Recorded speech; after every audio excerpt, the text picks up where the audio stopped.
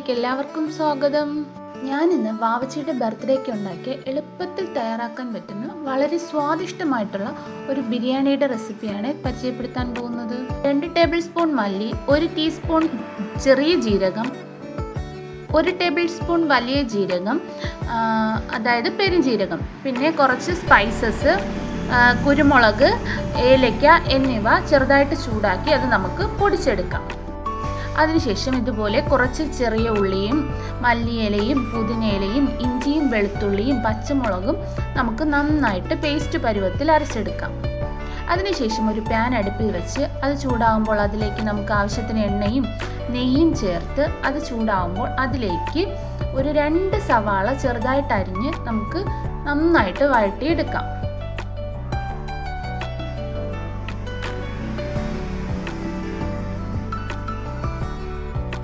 നന്നായിട്ട് വഴണ്ടി വരുമ്പോൾ അതിലേക്ക് നമുക്ക് നേരത്തെ നന്നായിട്ട് പേസ്റ്റ് രൂപത്തിലാക്കി വെച്ചിട്ടുള്ള മല്ലിയില, പുതിനയില, ചെറിയ ഉള്ളി, ഇഞ്ചി എന്നിവയുടെ പേസ്റ്റ് നമുക്ക് ഇതിലേക്ക് ചേർത്ത് നന്നായിട്ട് വഴറ്റി നല്ല നന്നായിട്ട് മൂത്ത് വരുന്നത് വരെ നന്നായിട്ട് വഴറ്റിയെടുക്കാം.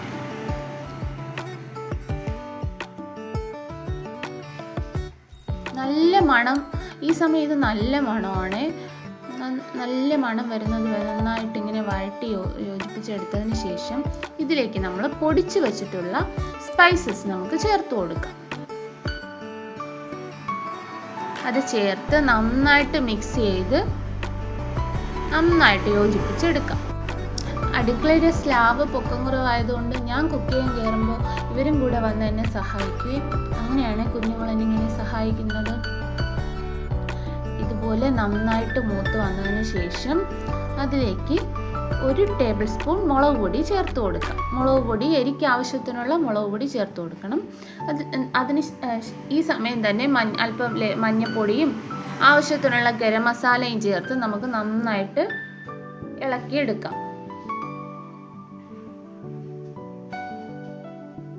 നന്നായിട്ട് ഇളക്കിയെടുത്തതിന് ശേഷം അതിൽ ഒരു 2-3 ടേബിൾ സ്പൂൺ തൈര് നമുക്ക് ചേർത്ത് കൊടുക്കാം.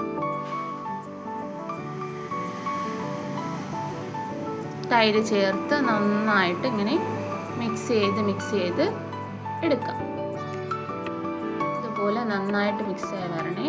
ഞാനിപ്പോൾ ബസുമതി റൈസാണ് ഇതിന് വേണ്ടിയിട്ട് എടുത്തിട്ടുള്ളത്. ജീരക റൈസ് ആണെങ്കിൽ കുറച്ചുകൂടെ ടേസ്റ്റ് ആയിരിക്കും. ബസുമതി റൈസിൽ 1 കപ്പ് അരിക്ക് 1.5 കപ്പ് വെള്ളമാണ് ഇതിലേക്ക് ചേർക്കേണ്ടത്. ഈ സമയം തന്നെ നമുക്ക് ഉപ്പും ചേർത്ത് കൊടുക്കാം. ചേർത്ത് കൊടുത്ത് ഇതെല്ലാം നന്നായിട്ട് മൂത്ത് വരുമ്പോൾ അതിലേക്ക് നമുക്ക് കഴുകി വെച്ചിട്ടുള്ള ചിക്കൻ ചേർത്ത് കൊടുക്കാം.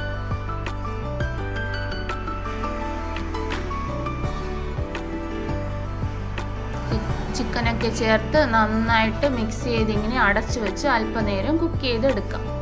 അല്പനേരം കുക്കായി വരുമ്പോൾ അതിലേക്ക് നമുക്ക് ഒരു 1.5 കപ്പ്, 1 കിലോ അരിക്ക് 1.5 കപ്പ് വെള്ളം വെച്ചിട്ട് ഞാനിപ്പോൾ 1.25 കപ്പാണ് എടുത്തിട്ടുള്ളത്. അതനുസരിച്ചുള്ള വെള്ളം ചേർത്ത് കൊടുക്കാം. ചേർത്ത് ആവശ്യത്തിന് ഉപ്പും എല്ലാം നോക്കി നാരങ്ങ ഉണ്ടെങ്കിൽ അത് ഒരു പകുതി നാരങ്ങയും പിഴിഞ്ഞൊഴിച്ച് നന്നായിട്ട് നമുക്കിത് തിളപ്പിച്ചെടുക്കാം.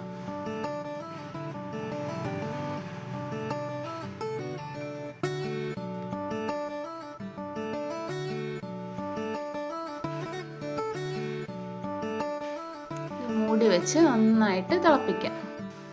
തിളച്ച് വന്നതിന് ശേഷം അതിലേക്ക് കഴുകി വെച്ച അരി നമുക്ക് ചേർത്ത് കൊടുക്കാം.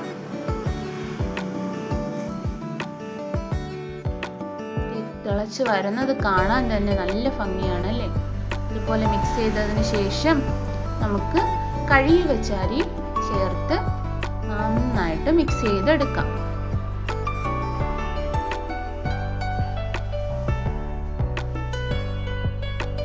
വളരെ എളുപ്പത്തിൽ തയ്യാറാക്കാൻ പറ്റുന്ന നല്ല ടേസ്റ്റി ആയിട്ടുള്ളൊരു ബിരിയാണിയാണ്. നിങ്ങളിതൊന്ന് ട്രൈ ചെയ്ത് നോക്കണേ. എന്നിട്ട് എനിക്കൊന്ന് കമൻറ്റ് ബോക്സിൽ അഭിപ്രായം അറിയിക്കണേ. എൻ്റെ വീഡിയോസ് നിങ്ങൾക്ക് ഇഷ്ടമാവുകയാണെങ്കിൽ ലൈക്കും ഷെയറും സബ്സ്ക്രൈബും ചെയ്യണേ.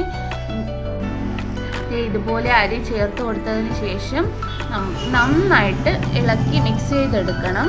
മിക്സ് ചെയ്തെടുത്ത് അടച്ചു വെച്ച് ഒരു മീഡിയം ഫ്ലെയിമിൽ നമുക്കിത് കുക്ക് ചെയ്തെടുക്കാം. ഇടയ്ക്ക് അടപ്പ് തുറന്ന് ഇളക്കി കൊടുക്കണേ. ഇളക്കി കൊടുത്തതിന് ശേഷം അത് നന്നായിട്ട് ഇങ്ങനെ അമർത്തി വെച്ച് കൊടുക്കാം.